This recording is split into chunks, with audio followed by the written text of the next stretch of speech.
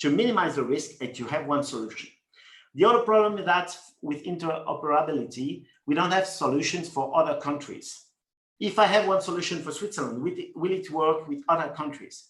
With GDPR, we have now a high level of protection of data in Europe, but not only in Europe, because it's applicable in other countries if you're working with Europe. But the applications are not, at the moment, they cannot work together. So I think my solution was that OMS had to develop now solutions over the countries that will be helpful for each country. Even if you don't have a lot of money, you should use it because everyone is trying to work together on it. And these solutions have to be now tested for the future, not for only this pandemic, but for what could happen next. Because in each country, we have these problems, we have the same problems, some solutions, but we are not sure that it will work. And the other thing is that when you use a technology like Bluetooth for something else than it was developed, that means you haven't thought about the problem to solve before. And I was a little bit afraid because in Switzerland, I have in mind that they speak about Swiss Finnish, you are better than others, but we are not better than others. We have seen it in this pandemic. We need to work harder together. And I think one organization like this organization, OMS, can do this job for the future, because everyone has to find a solution to minimize the risk, to find solution for health, and so that citizens can be sure that everything is done is in the right way now. Because if you lose the confidence at this time, you will have some problems. So solutions are different from a country to another one, but in Switzerland, we speak about a Swiss cloud. In other countries, we speak again about Swiss cloud, and everyone is saying, okay, we don't need to work anymore with GAFA. Okay, that's I can hear it, but that's not the solution. Solution is to find the right way for all the countries to get access to information, securized informations, to defend the health of population, and to work together.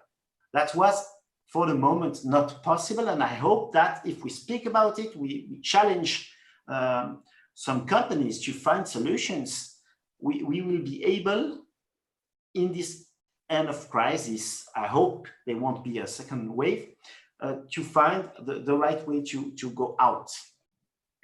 Thank you very much, Sebastian. So yes, I fully agree with you. I think what you say, there are three blocks of information.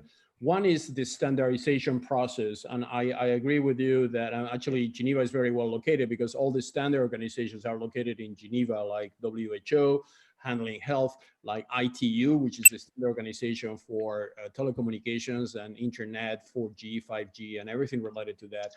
And you have all these bodies like World Trade Organization that regulates the trade.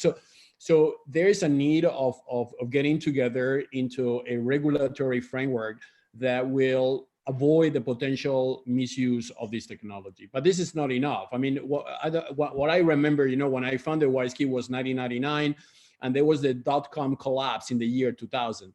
And it was actually that crisis there then created these huge companies like Google, Facebook, all of them were created in a post-year 2000 collapse, economic collapse. Before that, you have different names. You have American Online, you have CompuServe, you have other platforms.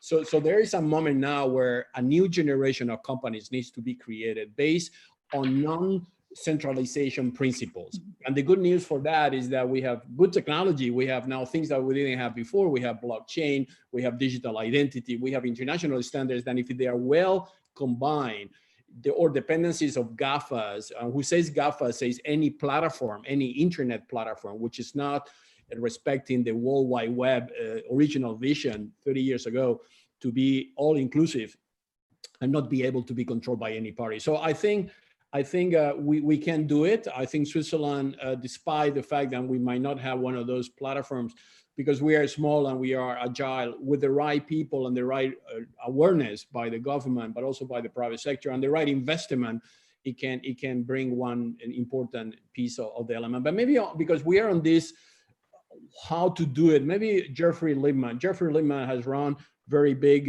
both the UN and international organizations in dealing with transport, airlines, tourists.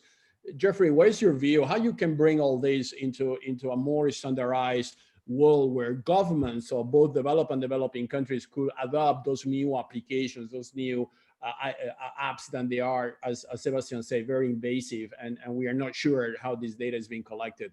Maybe your views as your long experience will be highly relevant. Well, thanks, Carlos. The travel and tourism sector actually has an enormous amount of standardization built into it. It's a massively international economy, maybe 10% of the total economy, and it's a people activity. Everybody on this call is a traveler.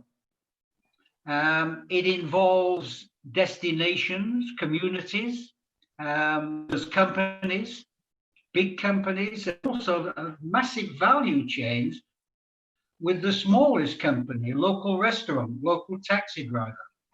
And there has already been, thanks to an organization partly which is in Geneva, IATA, a massive standardization of commercial activities, of technical activities, and of digital activities now.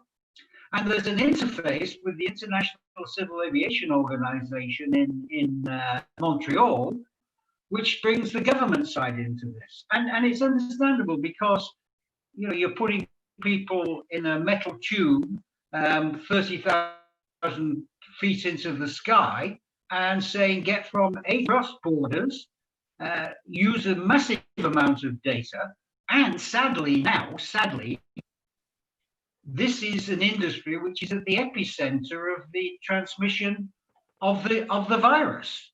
So we have mechanisms in place which are being used. Outside the airline sector, the World Travel and Tourism Council, where I spent 10 years as the first president, brings together all of the chairmen of the big companies.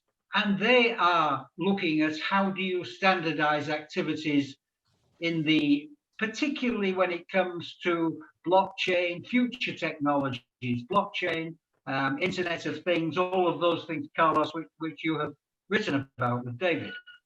I think the biggest challenge that we face at the moment, to be very practical, be 3 or 4 things. Number one, restart. How do you restart a sector which is, as I described it, everywhere, running into different jurisdictions with different sets of rules? You're quarantined in country A, but not in country B. You need health information in country C, which is different from the health information in country E. And people are reluctant to sort of move around more, I suspect now, because we don't know where the virus is going. The World Economic Forum, which has incredible phrases like Fourth Industrial Revolution and the Great Reset, talks about the massive changes, but the implementation is a lot of very, very small changes. You have to bring the small players in. And I think there are 2 areas where I can see a great potential for the use of technology and for security. One, and Carlos, you know this because we are exploring this together, is the passengers themselves will have to have an increasing amount of health information which they carry with them. It's sensitive information. It will be information which may work in one country and a different set of information may be needed in another country. So there's a massive scope for some sort of digital, very secure information which is with the traveler as they move through the system. And that has to interface with the government system, which let them in. And ideally, it has to use artificial intelligence at some stage in the game, because you need to move lots of people through borders, and you don't want to have enormous queues and which kills social distancing. So that's one side, is the health information. And the second side, which comes from a different crisis, but it's the one that I'm concerned with in my area, which is the climate crisis. It hasn't gone away. It's just as serious. In fact, today, my organization, SunX, is launching with the World Travel and Tourism Council a new campaign called Bend Our Trend, which is trying to get the travel and tourism sector to join the world community in reducing its carbon footprint to zero carbon by 2050. And this is another area where the players, the stakeholders, will have to engage in different ways, much more deeply. And the passengers themselves, the travelers, they're the ones who are having the real footprint. So our technology will have to measure their carbon impacts, and not only the direct from flights and hotels, but the indirect when they go into restaurants and they start to eat a meal with the supply chain, which is in this new world of carbon accounting. So it's a hugely challenging area, but hugely fertile and potentially open for the secure management of digital data. Jeffrey, we are. I don't know if it's only me, but we are in the last some minutes. We were having bad quality connection, but I got your point, and I fully endorse that vision. I think what Sebastian was saying is that the interoperability is an issue, because even if you develop a Swiss solution that is perfect or satisfies all the requirements we say, it is not for that reason that another country is going to accept. And I think that the only sector which is going to test that is going to be the travel and tourist sector, because people wants to travel. I mean, it's amazing how many people have already decided to take holidays already, even knowing that it's a pandemic is still in place. People are taking the risk to take holidays. So the interoperability is essential. I think if we reach some kind of minimum, I will call it requirements, practice requirements, it will allow to create interoperability between the countries that they will participate to that. And because there is an incentive, and the incentive is that you will like tourists to come into your country because your country might depend on tourists for their economy, you will be slowly accepting those standards. And with that type of motivation, endorsing the values that we are defending here in this roundtable. One area which I think, yesterday, one of the sentence Klaus Schwab said during the event, the Great Reset event, was that companies should report not only on their financial performances, but also on their contributions to sustainability and human inclusion into the world economy. So that means that this is a new ask. We are investing in companies because they make profits and they report benefits every quarter, and their shares goes up. But in the future, companies will have to also show that they are not part of the problem, but they are part of the solution. Then commonly, as citizens of the world, we are trying to ensure. And one of them, and I know that you are very, very focused on that, and a great advocate, is sustainability. So maybe just to stay a few minutes more on the technology angle, we had talked about building this standard identity, standard certification, getting organizations like WHO and international bodies. Maria, you work with a lot of them through your Blockchain Research Institute initiative. You have been presenting that to the president of Chile. The president of Argentina was with you guys in Argentina.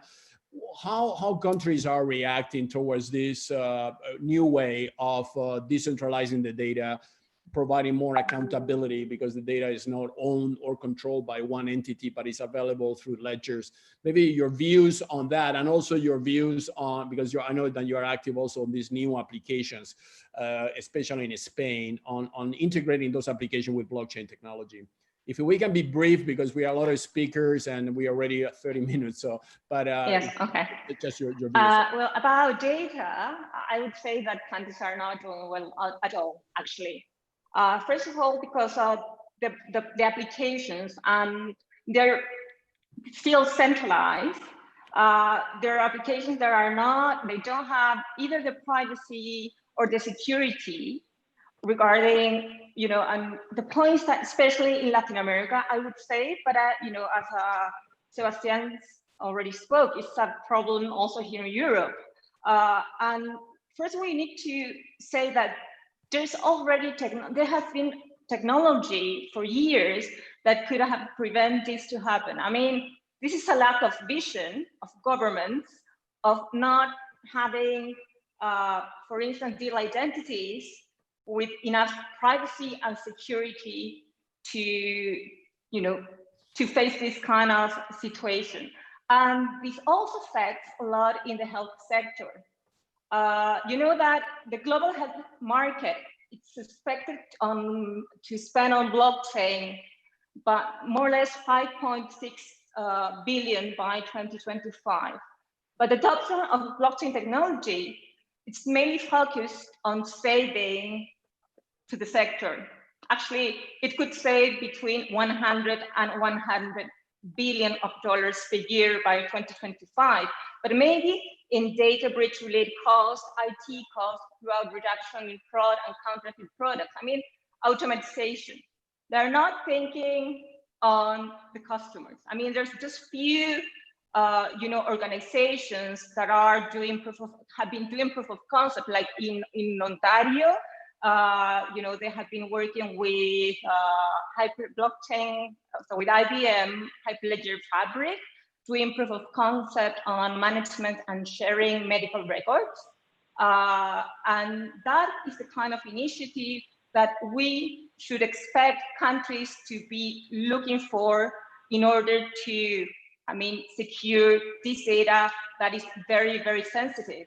Actually, it has been very, not good that because of the emergency, this kind of very sensitive data have been shared with people that even, by constitution, we're not supposed to allow to have it. For instance, in Chile, it's by law, if someone has a disease, there's a penalty if someone gives the name of the person with any kind of disease. But because of the emergency, the central government gave that information to local governments to be able to manage the situation, but you don't know what is going to happen with that data. Who is managing that data? Actually, you as patient, you don't know how is it spreading this information. So there's a lot of lack of vision, and so there's a lot of things that must be done. And starting with digital identity, what I can tell you, Carlos, it's like it's step number one. Actually, if you can see here in Europe, the only country that have been able to really manage the situation and this sensitive data has been Estonia, because the former president Thomas Ilves had the vision and invest on handling that infrastructure, even though when everyone thought it was a crazy idea. And now it's the only country that really know how to manage this sensitive information and also can deal with this digital economy that we have been facing during the lockdowns. I fully agree. And there's another interesting, because we are talking here about people, applications, health apps, and things like that. And obviously this represents a very large part of the population. We are talking about billions of people. But one of the other things that is happening now is the Internet of Things, right? We are connecting, yes. The projection is connecting 1 trillion devices by the year 2030. So imagine that if we don't solve this issue of privacy for a simple thing of just holding a digital certificate of a health certificate, imagine in the future where you're gonna have maybe in your house 2,000 sensors collecting everything, collecting temperature, connecting behavior of people in the house, where their moods goes up, goes down. So obviously the world needs a model. I think the internet too, which Don Tascott, or friend Don Tascott always explain, is an internet of value. And in an internet of value, it's not the same to send information than send value. Value has value, information has less value. Exactly. Itself. And that is another point I wanted to put. Yes, and the point is that, this pandemic has shown all the flows that we had with the internet of information, all of them. Actually, even inequality has been increased, any kind of inequality, okay, including gender inequality. And that's why, you know, we need to move forward with the blockchain technology on creating a new architecture. And it has to do with, actually, you know, when you implement, you know, blockchain technology, there are different kind of steps. One of them, step one, is to automatize process. But step two is really to create value. And for that, blockchain is the best technology that can create a really different architecture, not just in the financial sector, in any sector, reducing inequality, you know, promote more inclusion, privacy, and security, and, you know, finally, and with a lot of different modes. Actually, you were before speaking about sustainable models. You know, they had been during these months, a lot of startups that have been working for a long time with this idea of tokenized, you know, reducing plastic from oceans, you know, tokenize, you know, things related with food waste, with, you know, more with CO2 and things like that. There's a new economy that can be created with this technology, and that's a huge opportunity. Actually, that's the idea that we have here with GT Code, because we think about that we are in a point that we cannot think on digital transformation as we thought before. It's not just to, you know, upload everything in the cloud, the same processes and whatever, and give the same services. We need to understand that the world really changed. I mean, people is poor. I mean, there's a lot of people that have lost their jobs worldwide. Key sectors like tourism, restaurants, bars, they will be highly affected, not just this year, for at least 2 years to come. So even the financial sector. So we need to think about a new model, new services, new products, and blockchain technology allows you to do this through the token economy, and at the same time reduce a lot of cost of transactions, but also enables to more inclusion. People who now is not in the system, in the economic system, even the financial system, because of the amounts of money that they need to move from one country to another. And with the token economy that is enabled by blockchain and the different kind of crypto assets, this could be possible. That is what we need to do now. I mean, think in the future, that the future is now, because now we're going to face a deep depression worldwide. And it's a huge opportunity. Stay there on this note, which I think is very important, on how can you, with blockchain technology, improve the flow of goods, of money. And we have here an expert on that, which is Alvise from PMI. Alvise oversees the entire anti-illicit trade practice of Philip Morris International, which is one of the largest multinationals in Switzerland. And Alvise has been working for many years in using technologies and improve and fostering the use of technologies to fight illicit trade, which is something like $3 trillion yes. of a problem worldwide. And that fits mafias, it fits everything. And it's one of the major obstacles, by the way, of digital transformation in many countries, because in some cases the money is more money in the dark side of the business than in the good side of the business. Mm-hmm. So maybe I'll visit your insights of all this and how you see this interoperability request that everybody's talking here. You know, how is that blockchain? Is that companies like yours to be more disruptive into the digital transformation? Your views will be highly appreciated. Thank you, Carlos, and also thank you for calling expert. I don't think I'm an expert. I'm just a tobacco person working in the tobacco industry. But yeah, I've been in fighting illicit trade for the last 5-6 years in Philip Morris, and we are doing a lot to fight the illicit trade of the product and the money flows. And panelists have mentioned, and you also mentioned the interoperability. I think that's a key point. Yeah. And technology can help. It can help a lot. And I'm a strong believer that technology is increasing transparency, and blockchain does exactly that. And transparency is something, and accountability, transparency, which technology can bring, is something which criminal organizations don't like. And you can create easier to bribe a person than to bribe a machine. And it's, so I do think it's not a silver bullet, but it does go in the right direction. So what we have done in the last years using technology is introducing a track and tracing system of our products. To do this, the words interoperability and standards clearly come into place, and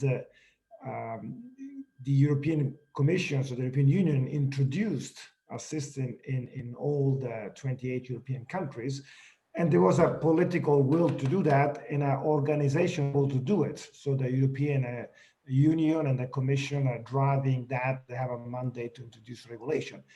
And it's only having the same standards, same interoperability between countries, which makes sense having a track and tracing system.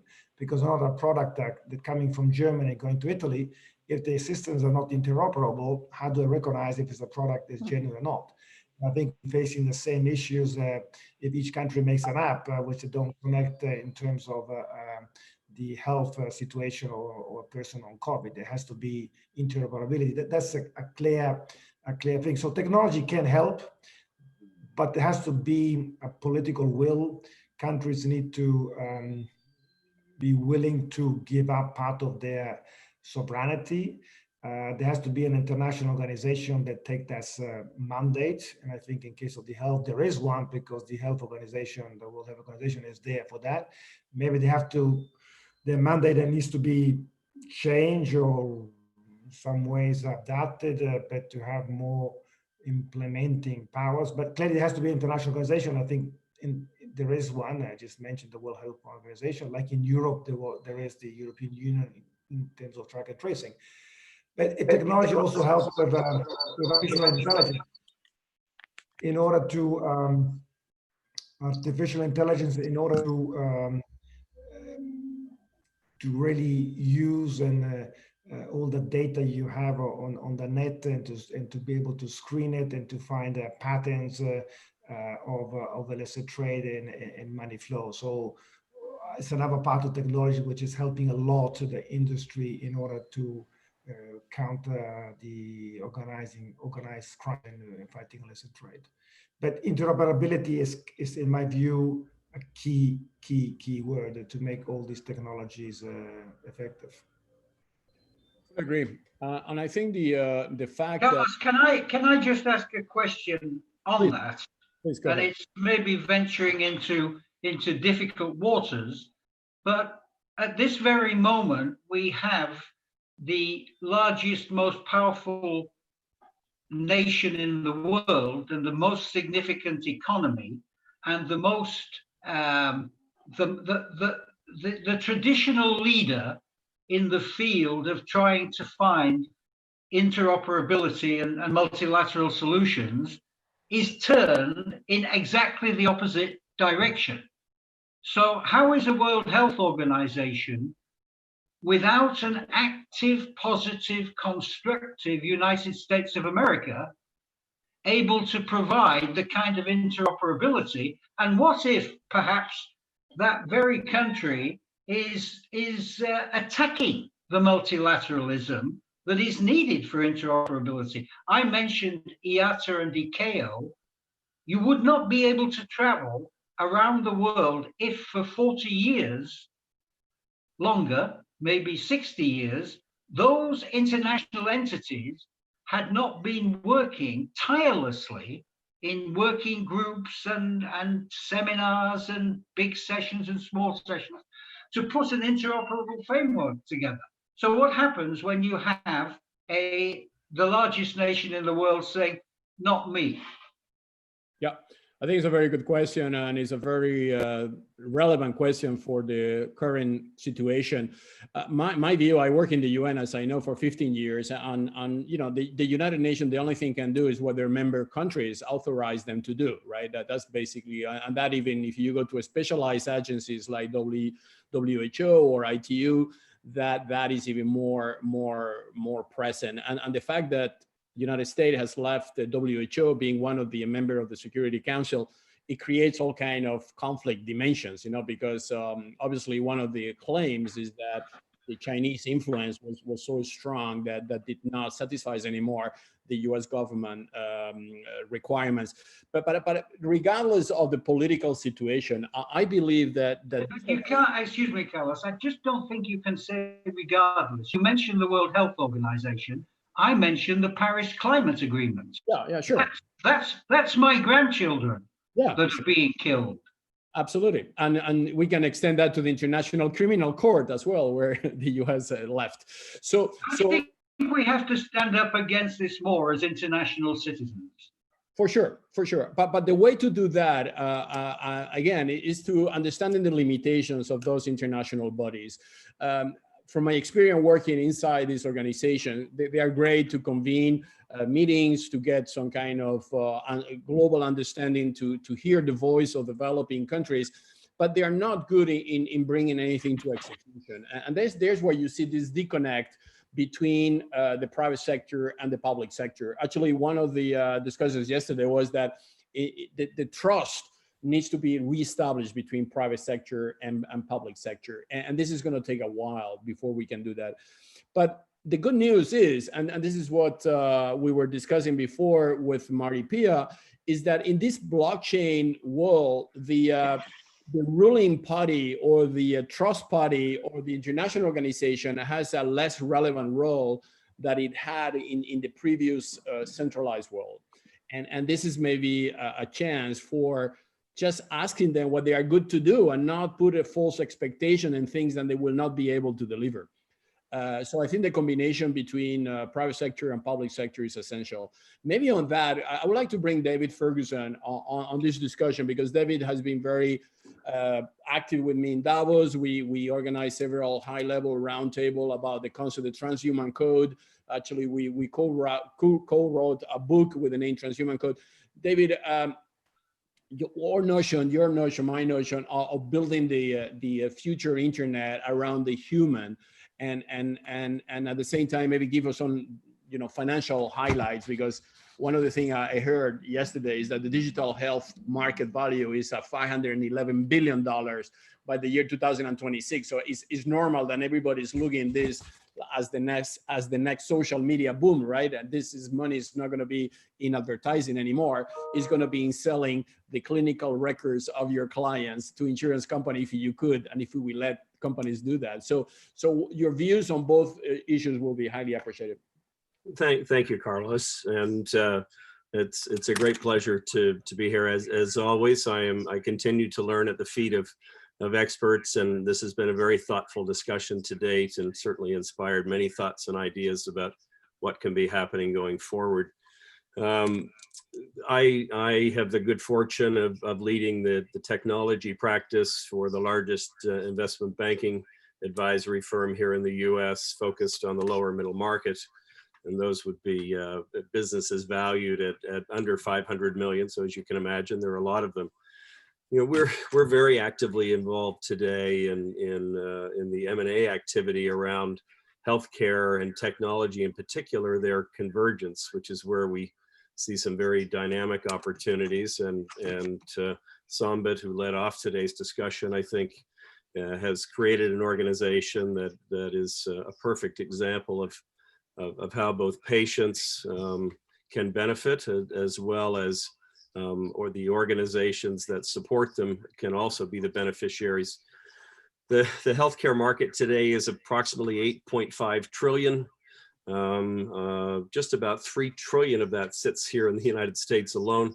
But more importantly, it's expected to top 12 trillion by 2022. So not surprisingly, there's a considerable interest but from the financial community, both strategic corporations and private equity firms that have been investing to date. A significant investment has been made in healthcare institutions, and an increasing amount is being focused on the development and application of technologies for healthcare. You know, there are four really key drivers here. And this is pre-COVID, but obviously health management, access to the market, an aging core patient base, and what we're gathered here today to talk about, which is innovation. It's estimated that here in the US alone, almost 1/3 of healthcare investment is wasted. Miss and over-treatment, fraud, overspending, bloated administrative structures. So if we're going to find some balance and equality in the world as a whole, we're going to have to address that. And certainly technology can play a very significant role, because, you know, at its core, healthcare really is about gathering and deciphering and sharing information. It's about the information flow between patients and doctors, doctors and pharmacists, and so on. So this stream of facts and figures and experiences ultimately impacts the care of the patient and impacts those organizations that are providing that care. So, you know, the development of innovation specific to needs and wants of providers and patients is occurring across the world, and there are global applications. And this is before we enter into the dialogue that's so important today, which is, you know, how are we going to emerge? How are we going to reestablish this world that was largely without borders, as Jeffrey clearly points out, in a post-COVID environment? Well, of course, we're going to have to focus more on the assembly and the management and responsible use of data. You know, I referenced Qmetic earlier, but the creation of businesses that will benefit all of us, it is one of the, you know, common denominators that all individuals share. We all need healthcare. So developing businesses that are considerate of the world of users, but that will provide incentive for investors, is paramount. So that comes back to that public-private need. So if without the incentive, without the profit opportunity, we're going to have to continue to appeal to the social will of individuals, and we know that is simply too altruistic. You know, looking at this today through the transhuman code lens, I think is even more important than it was, Carlos, when the book was published last spring. So the core thesis of the transhuman code is that we have to keep the human at the center of gravity in that relationship between man, woman, and machine. We have to self-govern our actions. So, you know, I've said many times before that in the absence of a global governor of technology, and certainly with growing resistance to further regulation across all industry sectors, that the technology developers, the enablers, financiers like our organization, and the technology users, all of us, we have to decide what's right and what's wrong. You know, the management of our personal information has been and will continue to be an important part of our dialogue, and it is here today, and I think I know it will continue well beyond. And the protection of our digital rights has to be a key focus for all of us. But, you know, equally importantly today, over 3 billion people on the planet, a population that's approaching 8 billion, have never seen a doctor before. They've never seen a healthcare professional before. They don't have access to them, or they can't afford them. And so, you know, the challenge that I would leave, the transhuman code challenge that I would leave everybody with here today, the panelist members as well as our audience, is, you know, how can we use technology to equalize accessibility to healthcare for those who are without it? And how can we help close that gap between the serviced and those without hope? You know, we've all been witness to the significant advancements in finance, and we've been witness to the growth of, in some African countries, in just under a decade, from 2% of the population being banked to over 92% of the population being banked. Well, there was tremendous financial incentive for those financial companies to do that. So we have to create a model, I believe, if we're going to be socially responsible. We have to create a model, to your question, Carlos, that satisfies the financial needs of the investors, and that can help in order that we be able to deliver on the healthcare needs of everybody. I would agree. Thank you very much, David. Another concept yesterday we discussed during the event was that we need to set up to turn a page for a great reset versus a great reversal. So we are, and the transhuman code was maybe a year too early, but we are, as you know, we are updating a new chapter in China. It was actually already looking into how can we put the human at the center of gravity. Actually, since we came with this concept, putting the human at the center of gravity, the many international organizations are looking for first time the human as a new concern. As before, the focus was on the architecture, on the servers, on the clouds, on the data, on the platform, on the computers, and the software. But the human was totally ignored from that $10 trillion economy that we built. So I think this is going to be a major discussion point as we move forward. And I would like to invite now Philip. Philip has been, first of all, is a great advocate of this concept of putting the human at the center of gravity. He has been keynoting in TED and in China. I follow you social media as well. Philip, your views, is that realistic actually? I mean, let's talk about China maybe. You're very active in China. You do a lot of conferences in China. Will China ever respect the need to protect the human identity and give them some possibilities to foster that human identity over the internet? Your views of that will be highly appreciated, because I think China is going to drive a part of what we call the internet too. And we need to help them to take the right decisions as they are making their decisions now, right? Yeah. So thank you very much for giving me that opportunity, and also very interesting to just talk after you and David, because you know how much that also very close to my heart in terms of putting the human in the center, as I said. And David, you mentioned something very important about people not having access to healthcare in many countries and continents.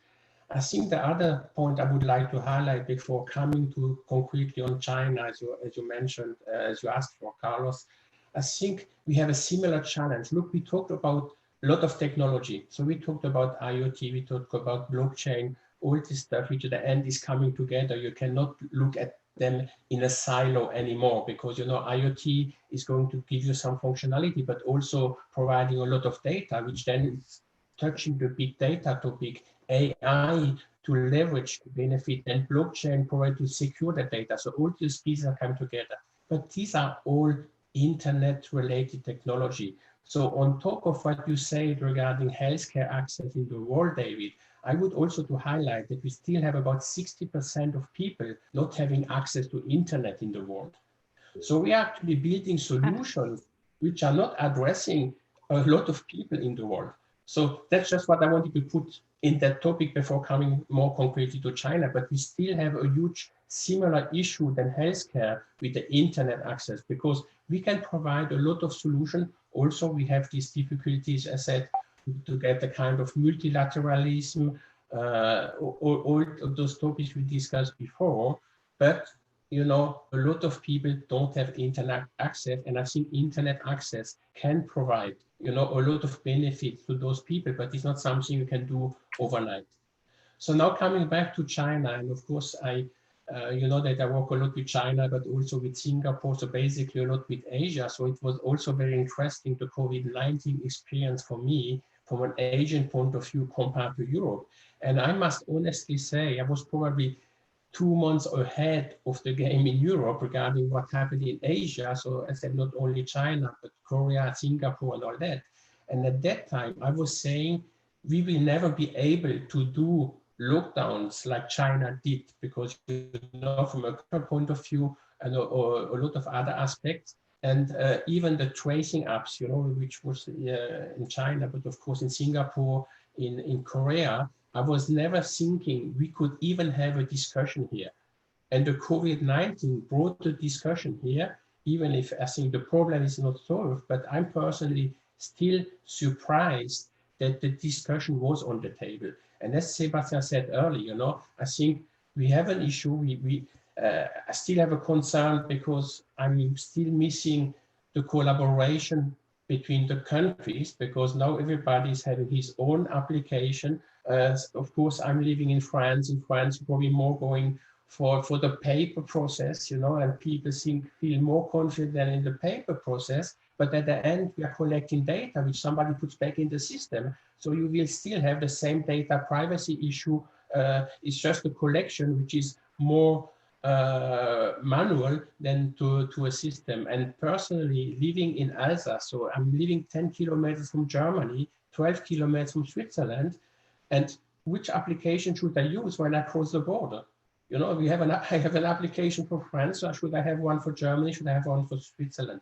So sorry, that was just my general discussion. So coming to China, I think, Carlos, you also traveled to China, and I hope some other people did also. Of course, there was a lot of China bashing in the press, and I'm not going to the political discussion because I think there are reasons, political reasons to talk about that. But a lot of people are not aware what really happened in China. And I'm lucky to have a lot of, let's say, personal contacts. I'm not just reading the press. I know people on the ground.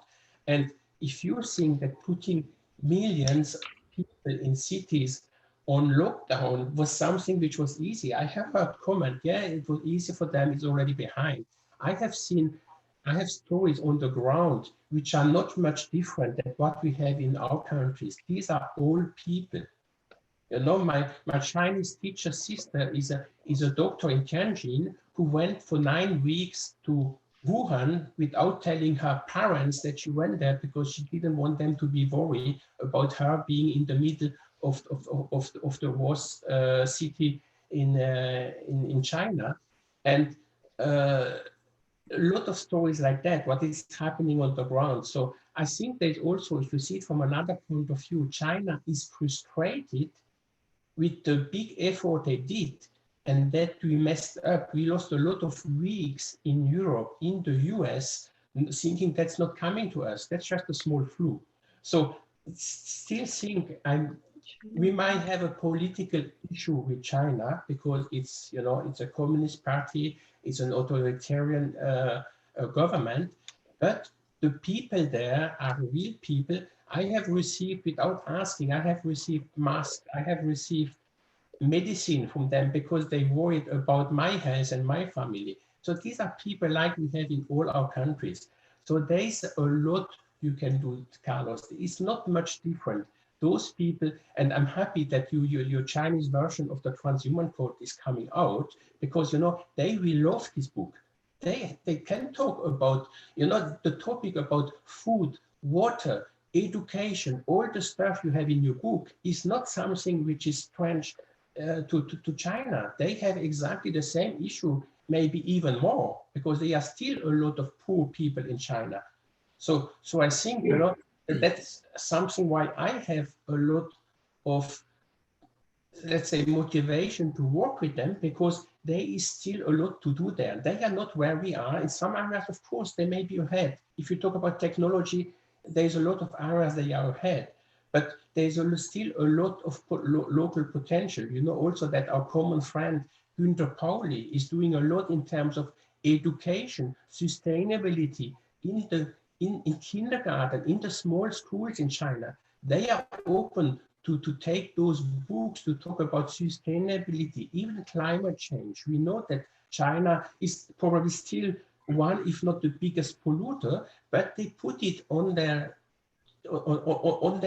plan now to change that. When they build a new city, and China has the potential to build a city from scratch somewhere, they put now those priorities there. So of course, it's still far away, but if I think they are one of the biggest polluters in the world, but if we take probably let's say their gas contribution or pollution they do by people, it may be slower than much of our countries.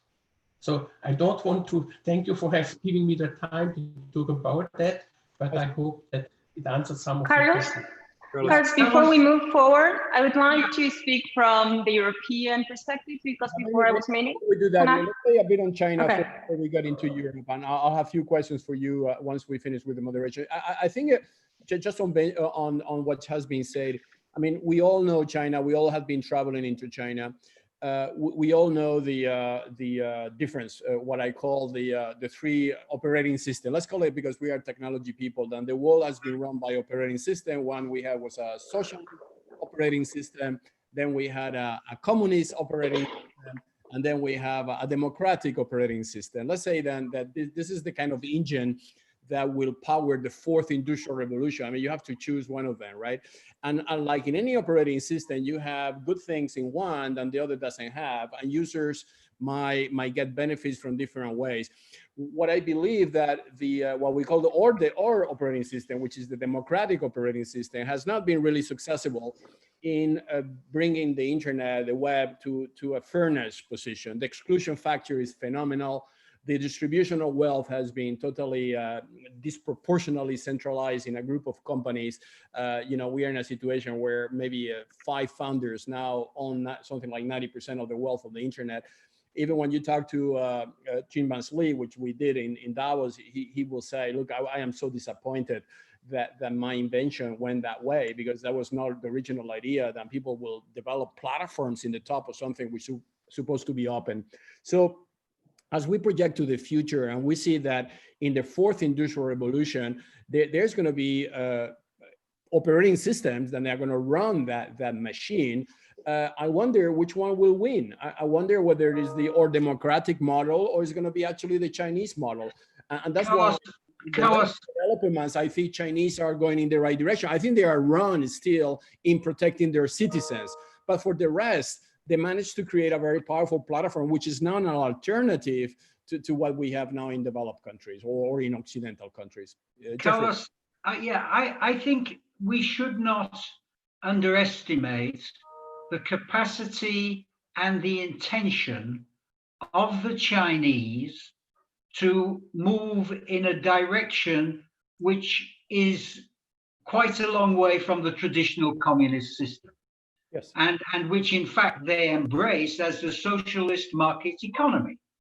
Correct. And I think I was first in China in 1981 with the Director General of IATA. We went to help the one Chinese airline that was domestic, and it had everything, military, crop dusting, to move into the international area.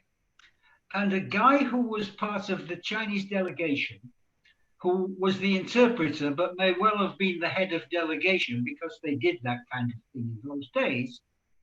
I was a much younger man. He told me, he said, whenever you say China, you should say China 1 billion. Yeah. Because he said, we have 1 billion mouths to feed every day. And if we don't do this in the right way, our civilization, which has been advancing for 5,000 years, will collapse. And I think if you look at the Chinese movement, Philippe mentioned on pollution, the Chinese are the biggest polluters, but they have the strongest ambition to become climate neutral by 2050, and they have a game plan for doing it. And I think the last point I want to make on this, we shouldn't also underestimate that in this massive, this mega bureaucracy and control system, which you rightly described, there is a great humanity. Yeah. The Chinese care for their kids. I sat many evenings with Maurice Strong when he had a business in China, Maurice, and I was part of it. I sat many evenings in Beijing watching the families playing with their children in the local restaurants, seeing how they look after their old people. So we should not underestimate the capacity of the Chinese to play a positive role. I'm still more worried about the United States, but that's just, the way I feel at this moment. Yeah, maybe David, yeah, because you are very. Can I make a comment?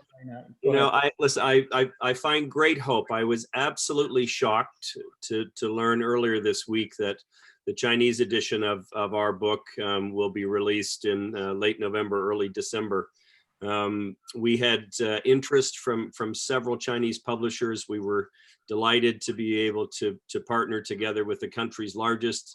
Their expectations for book sales are overwhelming numbers. They believe that the interest across the country will exceed any books written in and around this subject historically. But we found that what was scheduled to have been launched a year ago was dragging and dragging. Carlos visited 7 months ago.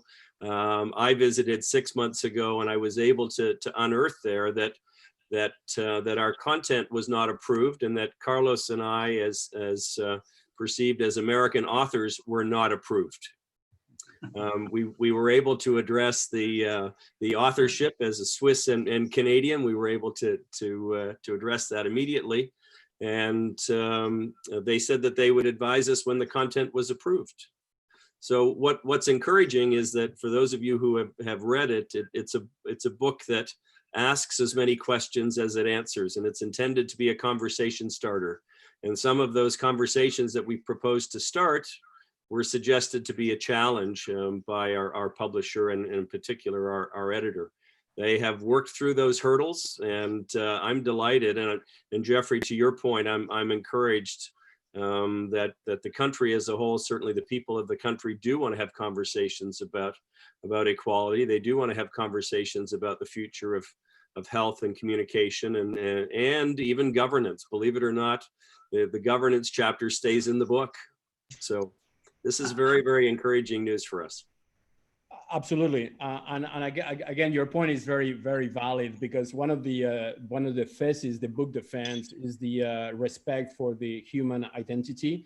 The digital presence of that human is a human right, and those are contents of the book. So the fact of having a book translated and deployed in China, it is a way of transferring those notions, which are universal notions, and we have to do it because, whether we like it or not, this is happening. TikTok now, which is the Chinese app, Yes, used by all your teenagers. My teenagers are using it, and that data is stored now in China. And this is the first massive success story beyond even Facebook of mobilizing the next generation. All the kids between 10 and 14 started to use, but now everybody is on TikTok, the same way we started with Instagram and everybody become an Instagram user and so on. So China is learning the lessons on how to be extraordinarily successful in deploying very large ecosystem, but they need a lot of help. And this is and with blockchain too.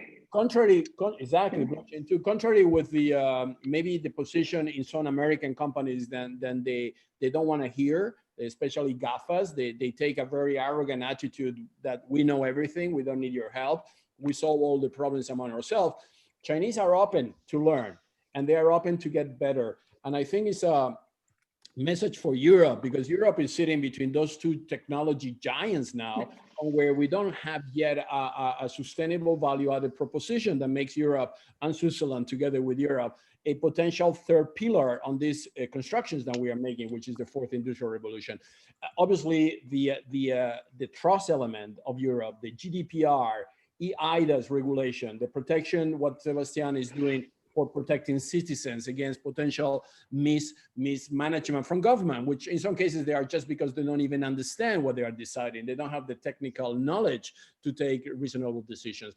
Those are key things that Europe can bring to China as converting China in a more sustainable, but at the same time, a human-centric infrastructure. And the Green New Deal. And the Green New Deal, we have that. Green New Deal, yeah, which should be embedded. It should not be a parallel track. It should be embedded, right? Absolutely. Maybe before I give you the floor, Maria, I have you, but just to bring Benjamin. Benjamin is a high specialized expert in IoT, and he's in the United States. He works with WISeKey, and he just joined us just a few months ago. How you see, I mean, from the practical point of view, operational point of view, let's go and do it. Where do you see the IoT revolution and the benefits of that revolution globally, and where is the benefit for the consumer?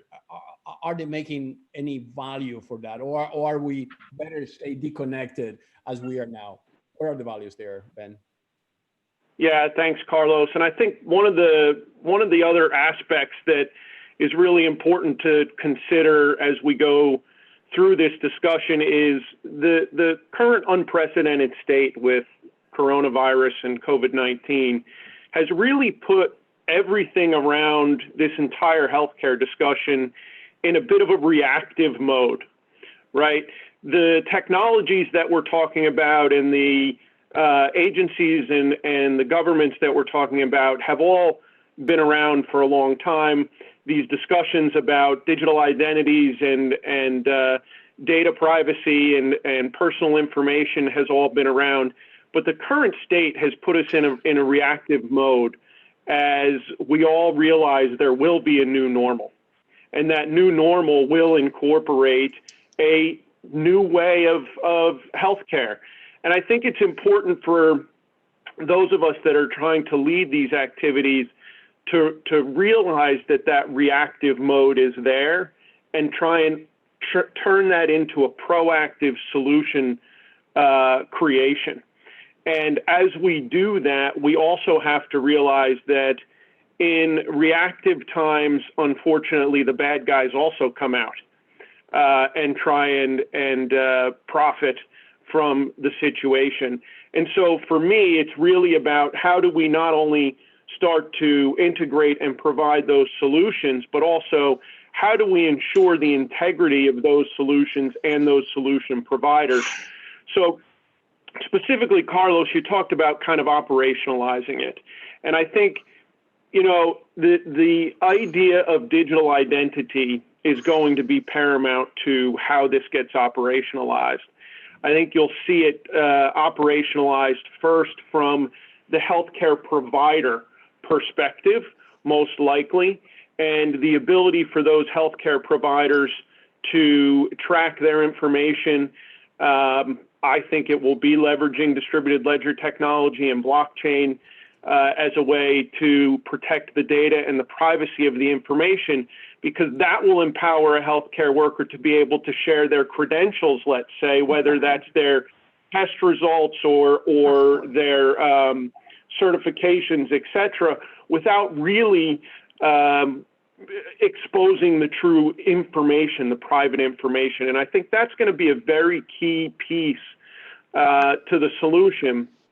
I think that will have to eventually expand beyond the healthcare providers into the normal world and into digital identities for people. And I think the other aspect of this that we haven't really touched on is, you know, there are a lot of other components to healthcare that have to be protected and have to have an identity in order for the holistic view of health and well-being to be secure.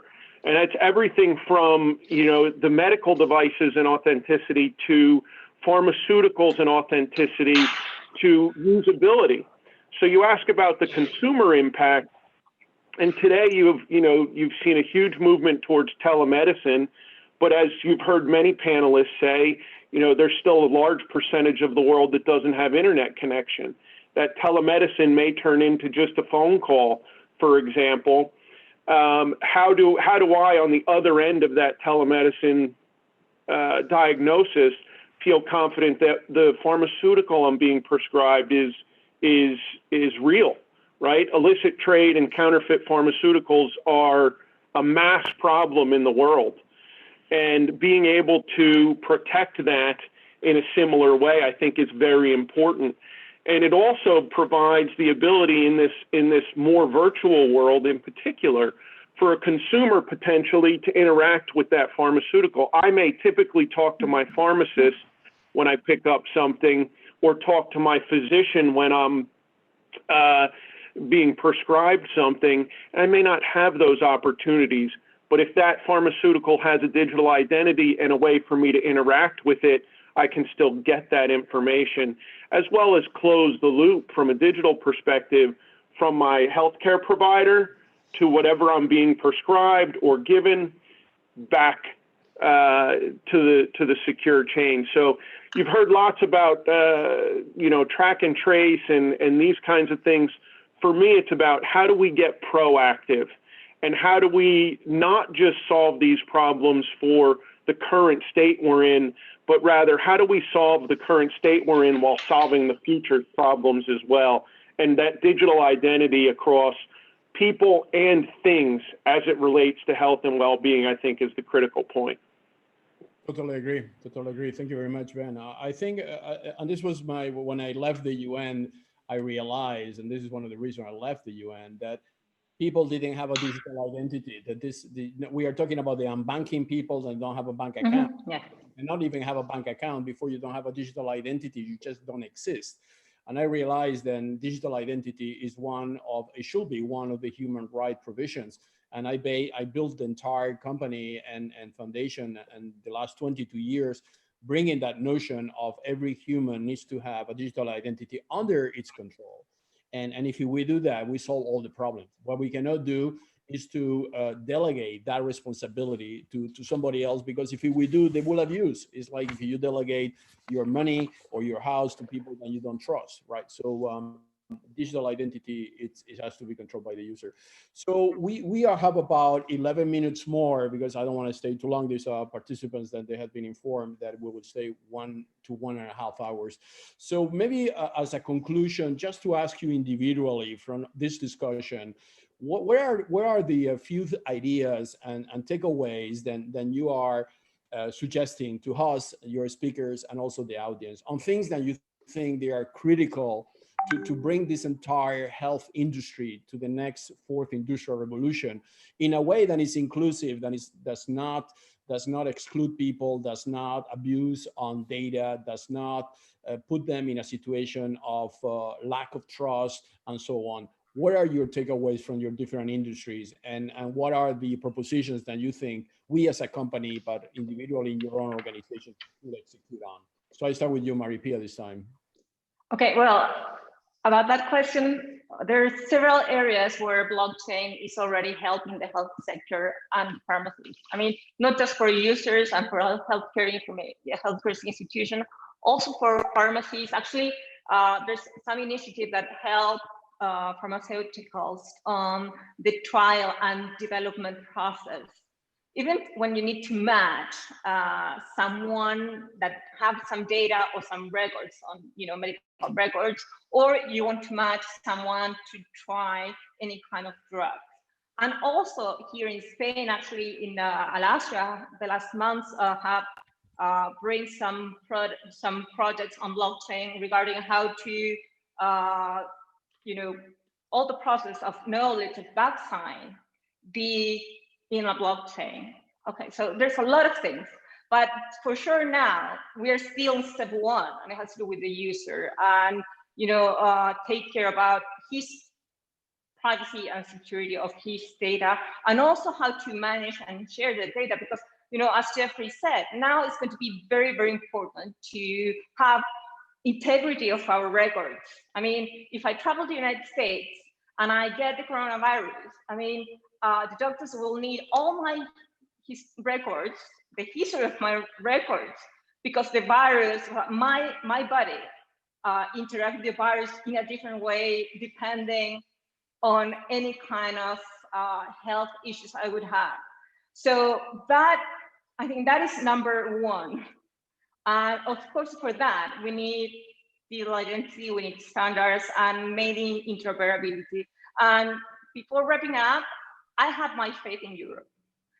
It's not because now I'm here, it's because the last month, what we have seen is that finally the European Union decide to move forward on the creation of a digital identity in the Eurozone countries. They have been working on the standards for years. Actually, Alaska has been very active in this, but now they have already made a decision. It's going to be a 3-year program, project, and there's going to be 2 different kind of models. And in the same time, last month, the ministers of telecommunication of the Eurozone had a meeting, and they're already working on interoperability issues, more technical infrastructure ones.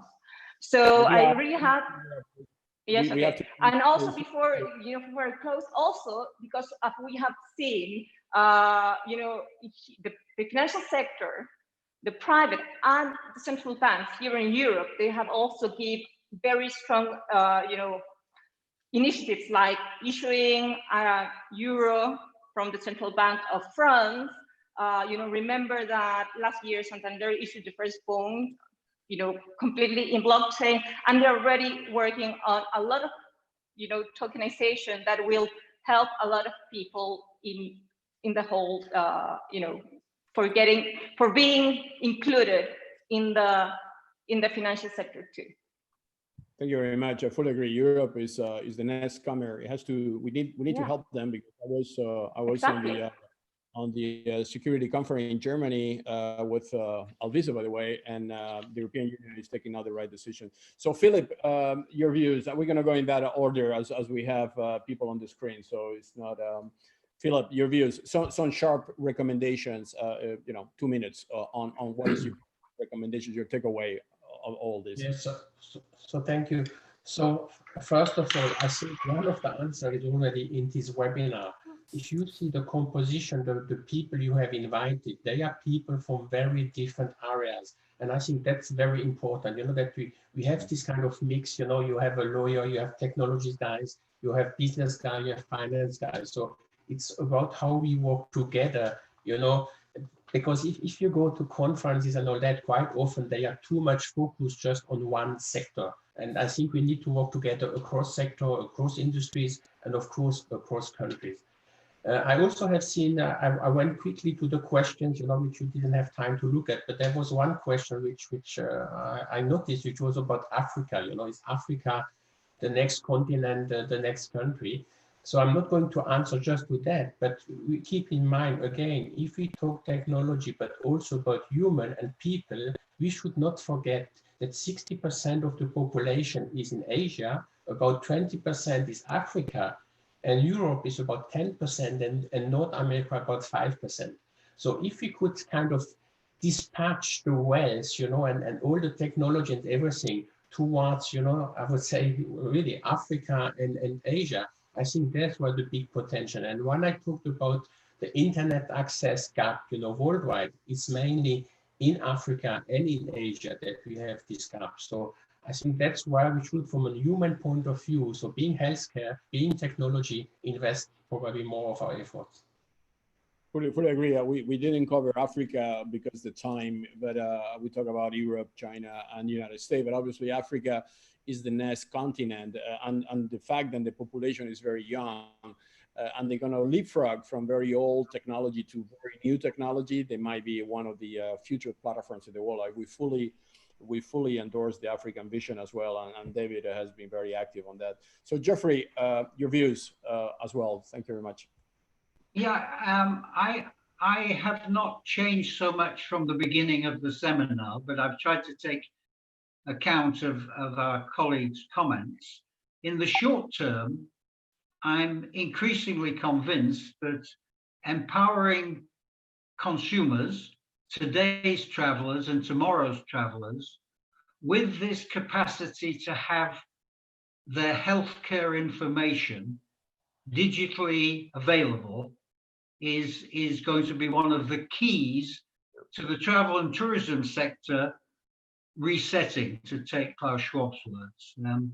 And I think it's not going to reset so quickly.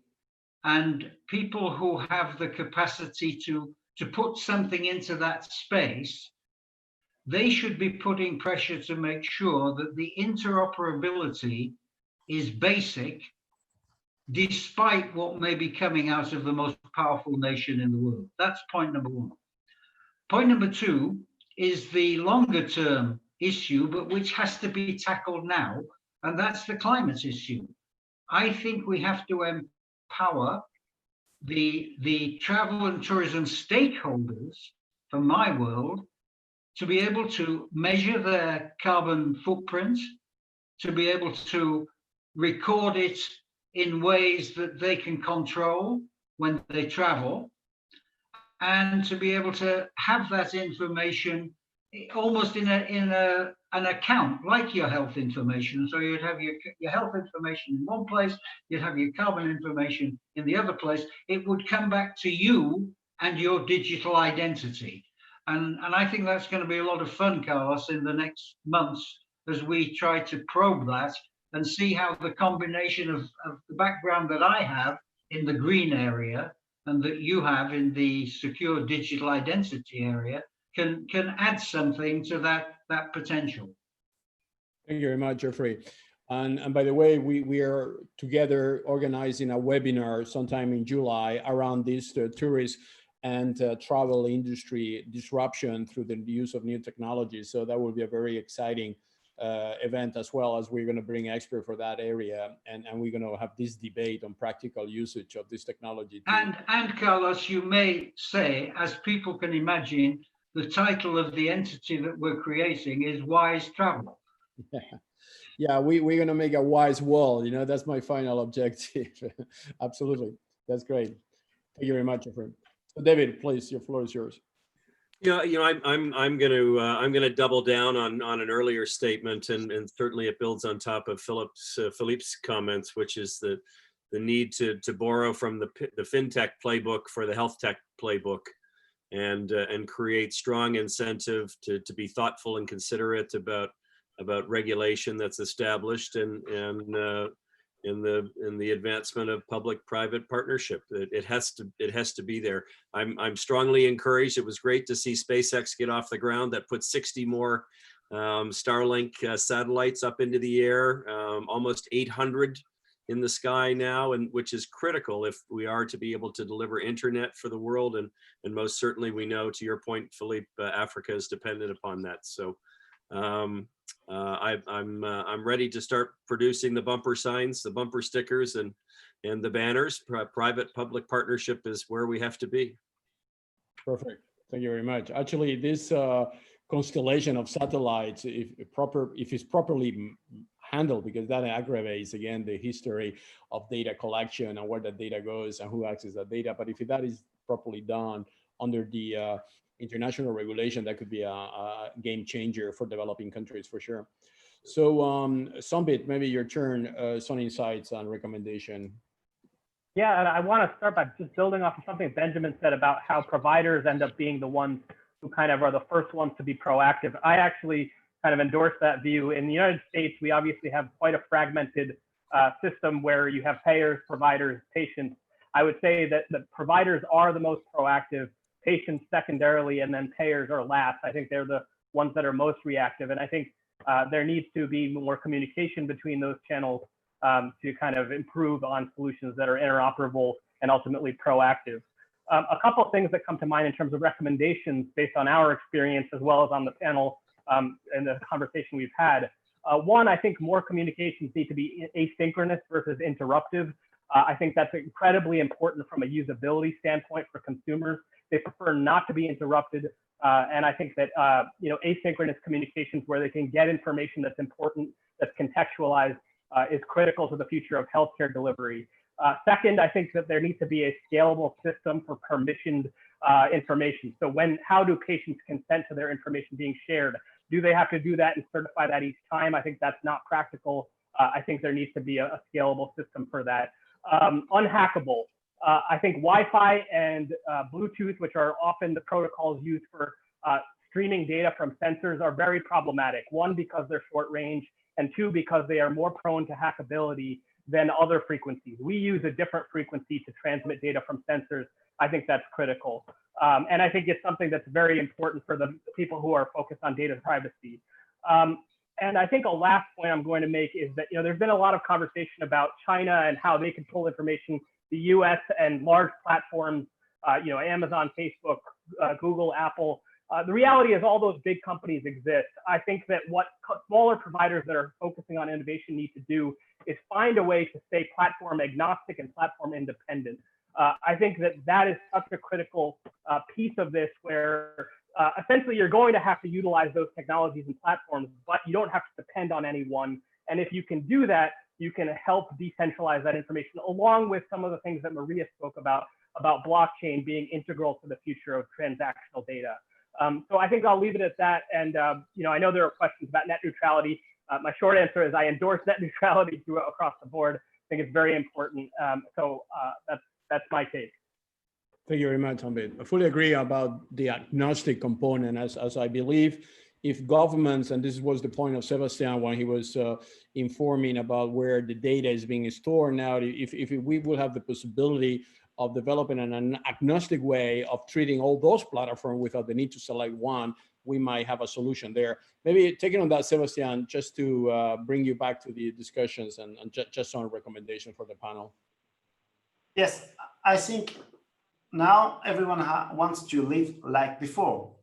Nobody wants to take the time necessary to think about, to debrief now.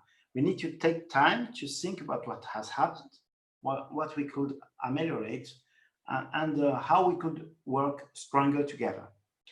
That needs political inputs, but even citizen inputs. Because, the citizens now, they know that everyone has done his best, but they know that we weren't prepared.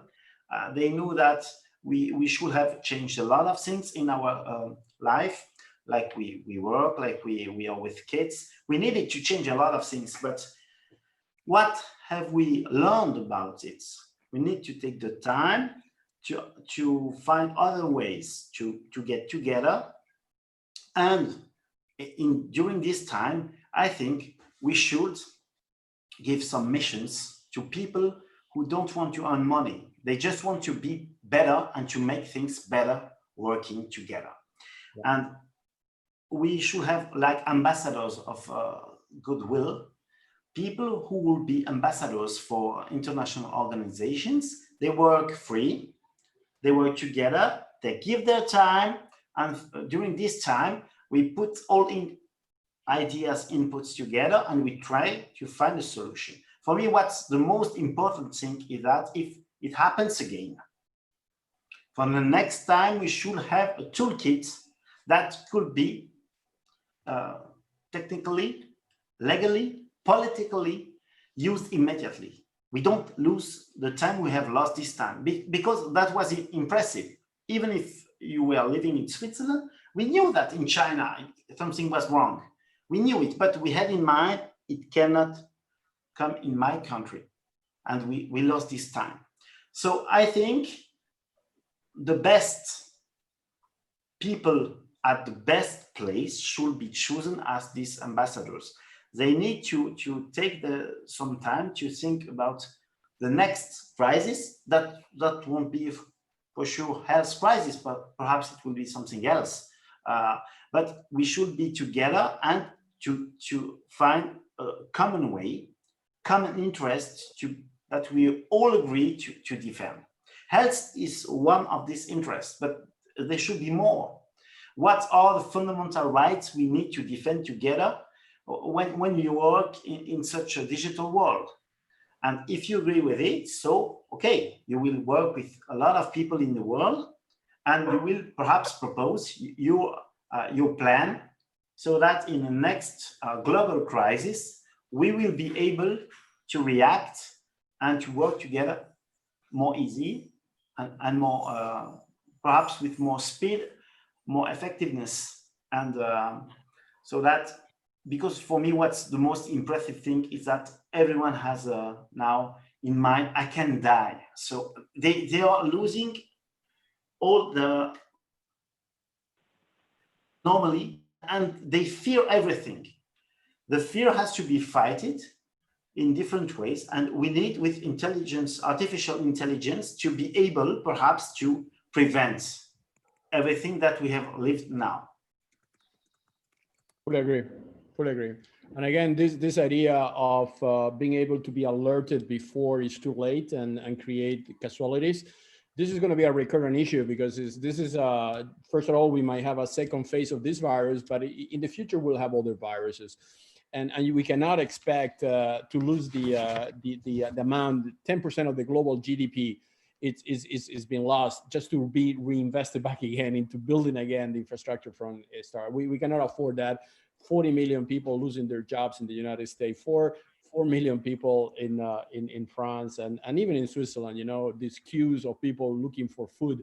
because they cannot feed themselves. So there's a need for an early warning system that will, regardless of the platform, should be platform agnostic, should be alerting from anywhere in the world without any filtering or any propaganda or any deviation of the truth, in a way that decision-making centers can take the right decisions to avoid this to happen again. And this is not difficult to be done. We have the technologies, the combination of AI, identity, blockchain, all the good things that we just discussed now. For first time, the humankind has tools that will allow us to be protected in a much better way if we will be less egocentric as we are. I mean, we need to be able to, as you say, money should not be the only driver here. It should be the passion and the commitment to leave a better world for the future generations. So I'll visit your views as running such a big company. Is that something, all these things that we have discussed here, that you think will be able to discuss with multinationals? Are multinationals now open for this type of discussions? And what are your conclusion views on this panel, please? Yeah, multinational companies, which are always seen a bit in a strange manner as being the bad guys, and sometimes it can be the. If I have to draw some parallels between my job, which is illicit trade, and the virus, both know borders, and in a perverse way, the world is become and it still is very much more global than it was 10, 20, 30 years beforehand. But at the same time, that framework and those institutions and those governance models which we grew up with, which have been there since World War II, are crumbling. Non-state actors, multinational companies, and we mentioned in this program a lot, the GAFA ones, have become much more powerful than many, many states. So going forward, I do think there has to be a new world order, which is not to sort it out, but it is definitely something which needs a leadership from top politicians in top countries. There needs a new governance model where private and public sectors are working much more close together, and which many of the panelists mentioned, and Sebastian now, I think the drivers can't be profit. We cannot measure the prosperity on GDP. The GDP is just one of the factors, but the wealth in a country means also how clean the air is, how clean the water is, how good the health system is, the human rights or the inequalities. So I think that should be the new parameters, the values which are driving the society. So we have an opportunity now, because a huge crisis, as somebody said, it was Winston Churchill, we should never miss we should always take opportunity of a good crisis. And I think there is opportunity to get to this new governance and world order, but it needs a strong leadership, and which I fail sometimes to see. Thank you very much, Alvise. I fully agree. I think the forces are there, the opportunity is there. It can bring us to a better world, to a worse world. Well, let's make sure that is the first. Benjamin, Ben, a few closing remarks, and then we will close the panel. Yeah, thanks, Carlos. I think, carrying on with a couple of the closing remarks, I think one of the things that's going to be interesting is, while we talk about the healthcare space, it's really going to be transformative, not only for healthcare, but for a larger part of everyday life. You heard about how that's going to impact things like travel and tourism, or at least how we anticipate it will. But I think that digital identity, that secure and safe storage of your related health documents and certifications, it's going to open other doors, or it's going to allow other doors to be opened beyond things like just travel and tourism. And you think about the world of sports, or the world of youth sports. And if you have that digital identity with your certifications and your healthcare, does that create a healthier and safer environment for all of those people playing together and things like that? So I think for me, it's about not only the importance of healthcare providers, the healthcare network, but it's also about the larger healthier and safer world as we go forward. And I think that's how we help to prevent the next round of whether it's COVID or the next thing. It's how we prevent the same thing from happening again, is taking that larger view on and being proactive in how we build that technology roadmap to combat it. Thank you very much. And to evidence this comment you just made, Ben, actually what we are doing now, which is we are all heavy travelers. We will be maybe traveling around the world just to meet and discuss this subject. We managed to do that virtually. We save millions of miles to airline companies. We maintain protection and sustainability. I think it's the future. Even actually the next web in January is going to be a virtual and physical web where they are going to bring something like 1 million people by Zoom all over the world into a host center that they are going to be like nodes in each country, on where they're bringing also young people to debate about the pressing issues that they are concerned. So this is a good evidence on this meeting will not be taking place if we wouldn't have the COVID situation. Zoom now is a $36 billion or even more company. So it shows that this is actually the path towards the next fourth industrial revolution. We are at the beginning, but this COVID situation is going to accelerate that. So I would like to thank you very much to all your amazing inputs, participation. As I say, the event has been broadcast. We got 140 participants. Now it's 83, which is still after nearly 2 hours following us. So thank you very much for the audience. And I think we will take a lot of good advice from here. Then we're going to reflect in other webinars. WISeKey is organizing a webinar with OISTE Foundation the 25th of June in illicit trade.